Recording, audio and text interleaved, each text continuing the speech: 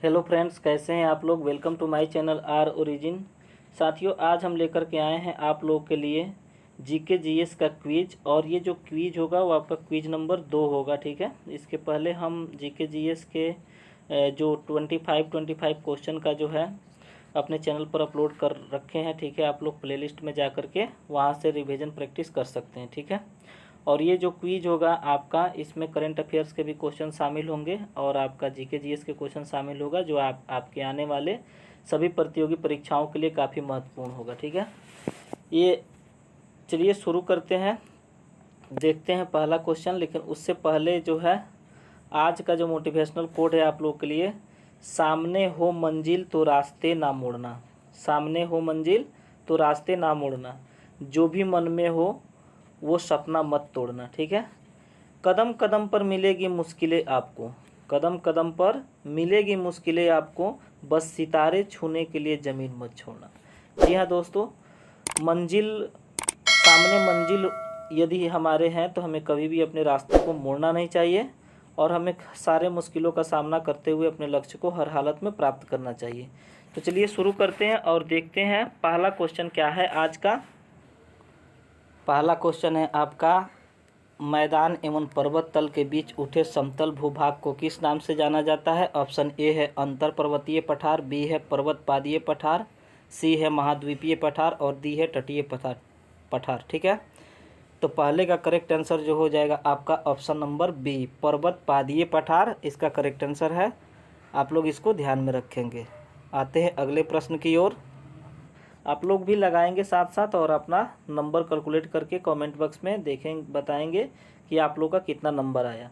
आते हैं दूसरे क्वेश्चन की ओर। क्वेश्चन नंबर 2 जो है वो आपका ये साइंस का प्रश्न है। आवर्त सारणी के किस उपवर्ग को हैलोजन वर्ग कहा जाता है। ठीक है, तो आवर्त सारणी के किस उपवर्ग को हैलोजन वर्ग कहा जाता है। ऑप्शन ए है 7A, बी है 7, सी है आपका 7B और आपका जो डी है वो है 8। ठीक है, तो दूसरे का करेक्ट आंसर क्या होगा, इसका करेक्ट आंसर हो जाएगा ऑप्शन नंबर ए। ठीक है, ये आप लोग ध्यान में रखेंगे। ऑप्शन नंबर ए, 7A में आपका हाइलोजन वर्ग आता है। और हाइलोजन में कौन कौन से तत्व आते हैं तो याद रखेंगे, फ्रूटिकल बरियात में, फ्रूटिकल बरियात में।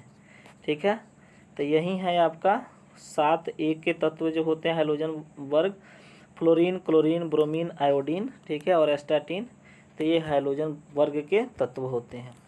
उसके बाद आते हैं अगले प्रश्न की ओर। क्वेश्चन नंबर 3 जो है ये क्या कह रहा है, लोकसभा के अध्यक्ष को कैसे हटाया जा सकता है। ठीक है, लोकसभा के अध्यक्ष को कैसे हटाया जा सकता है। ऑप्शन ए है आपका संसदीय कार्य मंत्री के सिफारिश पर राष्ट्रपति के द्वारा, बी है लोकसभा के तत्कालीन सदस्यों के विशेष बहुमत से पारित संकल्प द्वारा। उसके बाद अगला जो ऑप्शन है आपका, ऑप्शन नंबर जो सी है ये है प्रधानमंत्री की सिफारिश पर राष्ट्रपति द्वारा, और डी है लोकसभा के उपस्थिति सदस्यों के 2/3 बहुमत के पारित संकल्प के द्वारा। ठीक है, तो इसका क्या करेक्ट आंसर हो जाएगा आपका, तो तीसरे का करेक्ट आंसर आप लोग बताएंगे।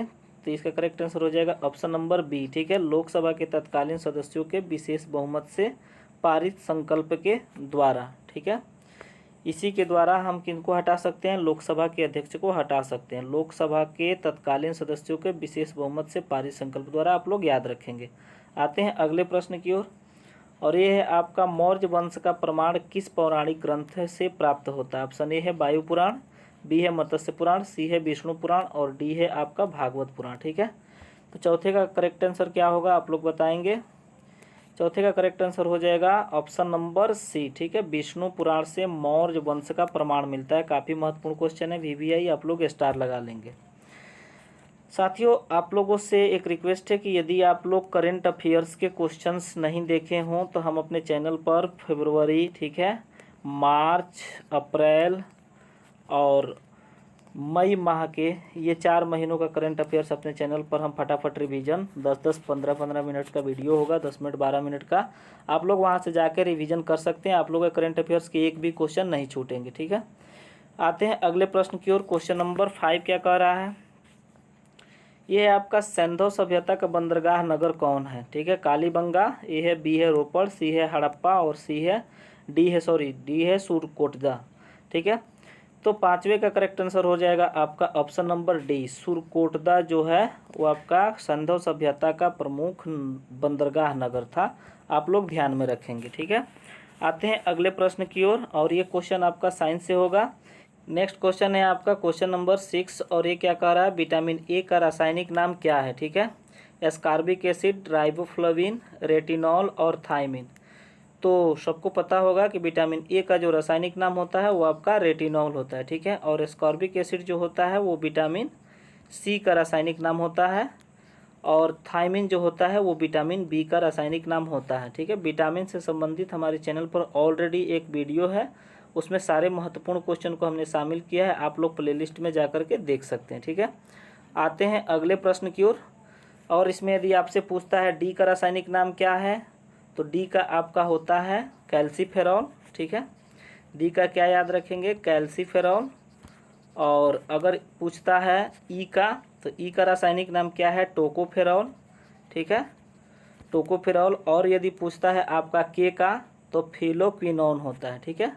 के का क्या होता है, के का आपका फिलोक्विनोन होता है। आप लोग ये सब विटामिन का रासायनिक नाम याद रखेंगे। आते हैं अगले प्रश्न की ओर। क्वेश्चन नंबर जो 7 है वो पोलिगारो विद्रोह कहाँ पे हुआ था, तो पोलिगारो विद्रोह का संबंध जो है, 7वें का करेक्ट आंसर आप लोग बताएंगे। ऑप्शन ए है तमिलनाडु, बी है केरल, सी है उड़ीसा, डी है असम, ठीक है। तो 7वें का करेक्ट आंसर क्या हो जाएगा आपका ऑप्शन नंबर ए, तमिलनाडु। पोलिगारो विद्रोह तमिलनाडु से प्रारंभ हुआ था। उसके बाद आते हैं अगले प्रश्न की ओर। क्वेश्चन नंबर 8 क्या कह रहा है, यह है आइसोहेलाइन शब्द घोतक है। किसका घोतक होता है, आइसोहेलाइन शब्द, समान मेघ आच्छादन का, समान लवणता का, समान वर्षा का या समान दाब का, ठीक है। तो 8वें का करेक्ट आंसर हो जाएगा आपका ऑप्शन नंबर बी, समान लवणता का ये घोतक होता है आइसोहेलाइन। आप लोग इसको याद रखेंगे, ऑप्शन नंबर बी इसका करेक्ट आंसर हो जाएगा, ठीक है। आते हैं अगले प्रश्न की ओर। क्वेश्चन नंबर 9 जो है ये काफ़ी महत्वपूर्ण है, और ये कह रहा है निम्नलिखित में से कौन सा एक मौलिक कर्तव्य नहीं है, ठीक है।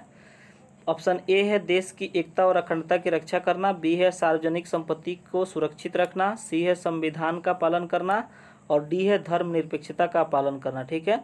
तो 9वें का करेक्ट आंसर जो हो जाएगा आपका ऑप्शन नंबर डी, धर्मनिरपेक्षता का पालन करना जो है एक मौलिक कर्तव्य की श्रेणी में नहीं आता है, ये आप लोग ध्यान में रखेंगे। आते हैं क्वेश्चन नंबर 10 की ओर। 10 क्या कह रहा है, भारत में मुद्रा के निर्गमन हेतु निम्न में से कौन सी प्रणाली अपनाई गई है, अनुपातिक कोष प्रणाली ए में है, बी में है न्यूनतम आरक्षित प्रणाली, सी में है अधिकतम कोष प्रणाली, और डी में क्या है संतुलित निर्गमन प्रणाली, ठीक है। तो 10वें का करेक्ट आंसर क्या हो जाएगा ऑप्शन नंबर बी, न्यूनतम आरक्षित प्रणाली जो है वो भारत में मुद्रा के निर्गमन हेतु अपनाई गई है, ये आप लोग ध्यान में रखेंगे। आते हैं अगले प्रश्न की ओर, और ये काफ़ी महत्वपूर्ण है। ताम्रलिपि भारत के किस तट पर स्थित महत्वपूर्ण बंदरगाह है, तो ताम्रलिपि जो है वो भारत के किस तट पे है, आप लोग बताएंगे कमेंट करके, पश्चिमी तट पे, दक्षिण तट पे, पूर्वी तट पे, इनमें से कोई नहीं, ठीक है। तो 11वें का करेक्ट आंसर जो हो जाएगा आपका ऑप्शन नंबर सी। हम कुछ यहाँ पे स्लो इसलिए बोल रहे हैं कि आप लोग भी अपना आंसर लगा करके फटाफट ये भी जांच कर सकते हैं कि आपका कितना करेक्ट हुआ। पूर्वी तट पे ताम्रलिपि भारत के प्रमुख बंदरगाह है। आते हैं अगले प्रश्न की ओर। क्वेश्चन नंबर जो आपका 12 है, ये लगा लेंगे स्टार, इस पे आपके एग्जाम में छप गया है।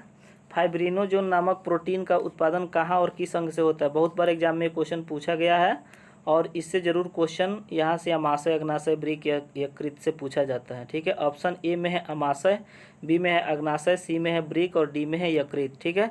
तो 12वें का करेक्ट आंसर हो जाएगा आपका ऑप्शन नंबर डी, यकृत। फाइब्रिनोजोन नामक प्रोटीन का उत्पादन जो है वो यकृत से होता है, आप लोग इसको ध्यान में रखेंगे।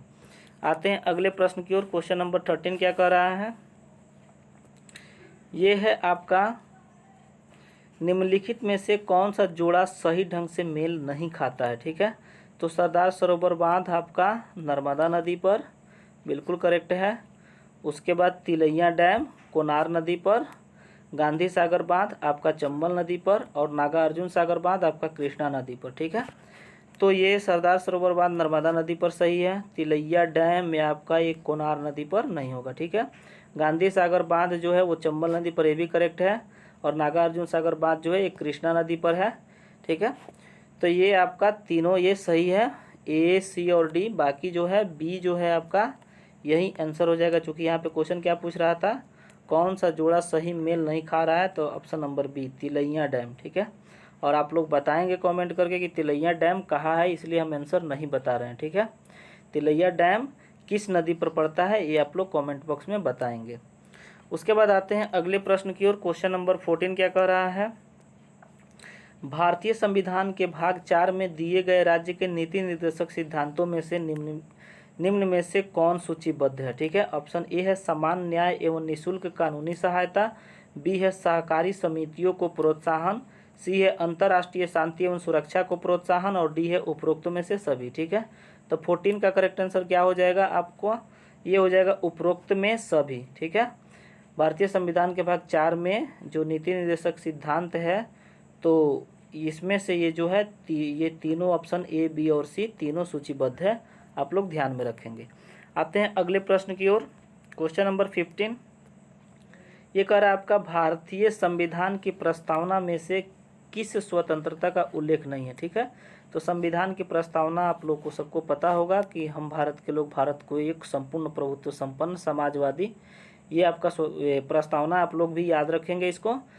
तो ऑप्शन ए है आपका, यहाँ पे एक क्वेश्चन पूछ रहा है कि प्रस्तावना में से स्वतंत्रता का उल्लेख नहीं। ऑप्शन ए है विचार की स्वतंत्रता, बी है अभिव्यक्ति की स्वतंत्रता, सी है विश्वास की स्वतंत्रता और डी है आर्थिक स्वतंत्रता, ठीक है।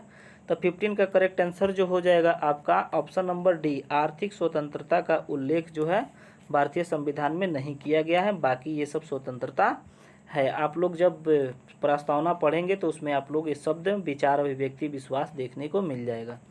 आते हैं अगले प्रश्न की ओर। क्वेश्चन नंबर 16 और ये कह रहा है आपका 1916 में कांग्रेस और मुस्लिम लीग के बीच लखनऊ समझौता हुआ और उसके कौन से परिणाम बाद में घातक सिद्ध हुआ, ठीक है। तो 1916 में जानते हैं कांग्रेस और मुस्लिम लीग के बीच समझौता हुआ था लखनऊ में, और यही समझौता जो है वो भारत को, सबसे बड़ी बात यही है कि यही समझौता भारत को द्विराष्ट्र सिद्धांत की ओर ढकेल दिया, ठीक है। द्विराष्ट्र सिद्धांत, ठीक है। यही समझौता के कारण ही भारत का विभाजन हुआ।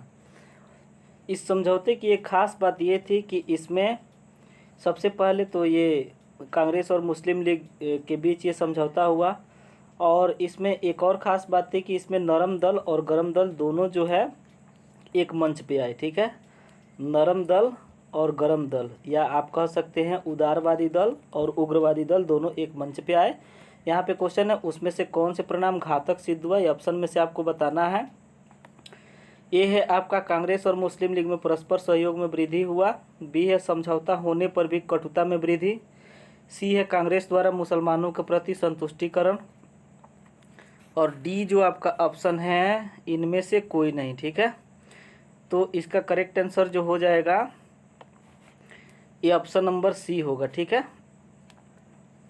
कांग्रेस द्वारा मुसलमानों के प्रति संतुष्टिकरण नीति का आरंभ यही आपका घातक सिद्ध हुआ, ठीक है। कांग्रेस और मुसलमानों के प्रति संतुष्टिकरण का नीति जो अपनाया ये बाद में घातक सिद्ध हुआ, जो आपको द्विराष्ट्र सिद्धांत की ओर देश को ढकेल दिया, ये आप लोग याद रखेंगे। उसके बाद आते हैं अगले प्रश्न की ओर, और ये है आपका निम्नलिखित में से कौन से भारत छोड़ो आंदोलन की विशेषता थी, ठीक है। तो भारत छोड़ो आंदोलन की विशेषता आप लोग को बताना है, साथ ही हमारे आर ओरिजिन चैनल को याद रखना है, ज़्यादा से ज़्यादा आप लोग शेयर करें, सब्सक्राइब कर लें और लाइक कर दें। ऑप्शन ए है आपका भारत छोड़ो आंदोलन की विशेषता, ऑप्शन ए है हिंसात्मक कार्यवाहियाँ, बी है समानांतर सरकारें, सी है स्वतः स्फूर्त विद्रोह और डी है इनमें से सभी, ठीक है। तो उसका जो मुख्य विशेषता है वो आपका इनमें से सभी हो जाएगा। भारत छोड़ो आंदोलन की हिंसात्मक कार्यवाहियाँ, समानांतर सरकारें और स्वतः स्फूर्त विद्रोह, ये सभी इसकी विशेषताएं हो जाएंगे। आते हैं अगले क्वेश्चन की ओर, और ये है आपका इंटीग्रल कोच फैक्ट्री कहाँ है, पेराम्बूर चेन्नई में, बंगलुरु में, वाराणसी में या हावड़ा कोलकाता में, ठीक है। तो ये क्वेश्चन बहुत बार पूछा गया। 18 का करेक्ट आंसर हो जाएगा आपका ऑप्शन नंबर ए, ठीक है। पेराम्बूर चेन्नई में इंटीग्रल कोच फैक्ट्री है। उसके बाद आते हैं अगले प्रश्न की ओर। और ये कह रहा है कि परमाणु बंध कितने प्रकार के होते हैं। ऑप्शन ए है 4, बी है आपका 3, सी है 2 और डी है आपका 1। ठीक है, तो परमाणु बंध आपका 3 प्रकार के होते हैं, आप लोग इसको याद रखेंगे। क्वेश्चन नंबर आपका 20 है, पश्चिमी घाट में निम्नलिखित पहाड़ियों का उत्तर से दक्षिण सही क्रम बताना है। उत्तर से दक्षिण ऑप्शन ए है इलायची पहाड़ी, बी है नीलगिरी पहाड़ी, सी है अन्नामलाई पहाड़ी।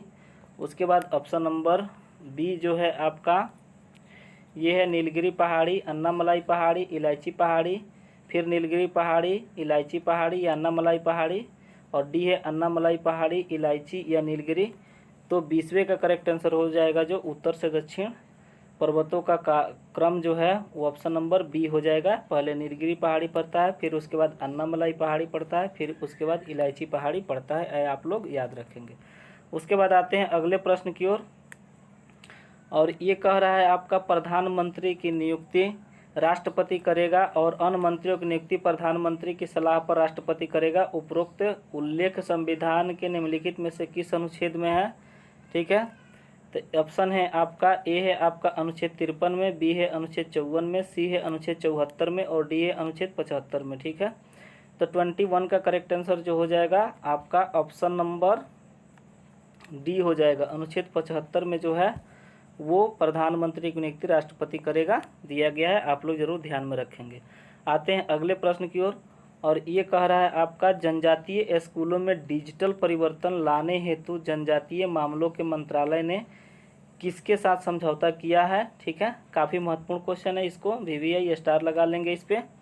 ऑप्शन ए है गूगल के साथ, बी है माइक्रोसॉफ्ट के साथ, सी है फेसबुक के साथ और डी है अमेजन के साथ। ठीक है, तो 22 का जो करेक्ट आंसर हो जाएगा आपका ऑप्शन नंबर बी, माइक्रोसॉफ्ट के साथ जो है ये समझौता जनजातीय मामलों के मंत्रालय किया है। ठीक है, तो ये आप लोग जरूर याद रखें। उसके बाद आते हैं अगले प्रश्न की ओर। क्वेश्चन नंबर 23 क्या कह रहा है, ये आपका निम्नलिखित में से किसके द्वारा ऑक्सीजन संकट से निपटने के लिए ऑक्सीजन रिसाइकलिंग सिस्टम शुरू की गई। ऑप्शन ए है आपका ICMR, बी है भारतीय नौसेना, सी है भारतीय थल सेना और डी है DRDO। ठीक है, तो 23 का करेक्ट आंसर जो हो जाएगा आपका ऑप्शन नंबर बी, भारतीय नौसेना ने ऑक्सीजन संकट से निपटने के लिए क्या किया है, ऑक्सीजन रिसाइकलिंग सिस्टम शुरू किया है, ये आप लोग ध्यान में रखेंगे। उसके बाद आते हैं अगले प्रश्न की ओर। क्वेश्चन नंबर 24 क्या कह रहा है, ये है आपका निम्नलिखित में से किस संस्था ने यंग वॉरियर्स अभियान की शुरुआत की है। ठीक है, यंग वॉरियर्स अभियान। ठीक है, ऑप्शन ए है नीति आयोग, बी है CBSE, सी है आपका शिक्षा मंत्रालय और डी है महिला एवं बाल विकास मंत्रालय। ठीक है, 24 का करेक्ट आंसर जो हो जाएगा आपका ऑप्शन नंबर बी, CBSE के द्वारा जो है यंग वॉरियर्स अभियान की शुरुआत किया गया है, ये काफ़ी महत्वपूर्ण है, आप लोग ध्यान में रखेंगे। और आते हैं आज के अंतिम प्रश्न की ओर। ये कह रहा है आपका 22 मई 2021 को मनाए गए जैव विविधता दिवस का थीम क्या है। ठीक है, तो 22 मई को जैव विविधता दिवस मनाया जाता है, ये तो आप लोग ध्यान में रखेंगे ही। और इसका थीम क्या था, ऑप्शन ए है प्रोटेक्ट बायोडाइवर्सिटी, बी है climate change and biodiversity, C है आपका we are part of the solution और डी है our solution are in the nature. ठीक है, तो 25 का करेक्ट आंसर हो जाएगा we are part of the solution. तो ये काफ़ी महत्वपूर्ण क्वेश्चन ये भी है। ये आज का हमारा 25 क्वेश्चन का जो क्विज नंबर 2 था वो कंप्लीट हुआ। हमारे चैनल से जुड़े हों तो कृपया इसको लाइक करें, शेयर करें और सब्सक्राइब करें। ठीक है, मिलते हैं नेक्स्ट वीडियो के साथ। एक बात और आप लोग को बता दें कि यदि आप लोग चाहते हैं कि इसका PDF आप लोग को मिले तो आप लोग हमारे टेलीग्राम चैनल, ठीक है, R Origin टेस्ट सीरीज़ को जाकर ज्वाइन कर ले और वहाँ पे आप लोग को इसका PDF कुछ दिनों के बाद अवेलेबल करा दिया जाता है। मिलते हैं नेक्स्ट वीडियो के साथ, तब तक के लिए आपका समय शुभ हो। धन्यवाद।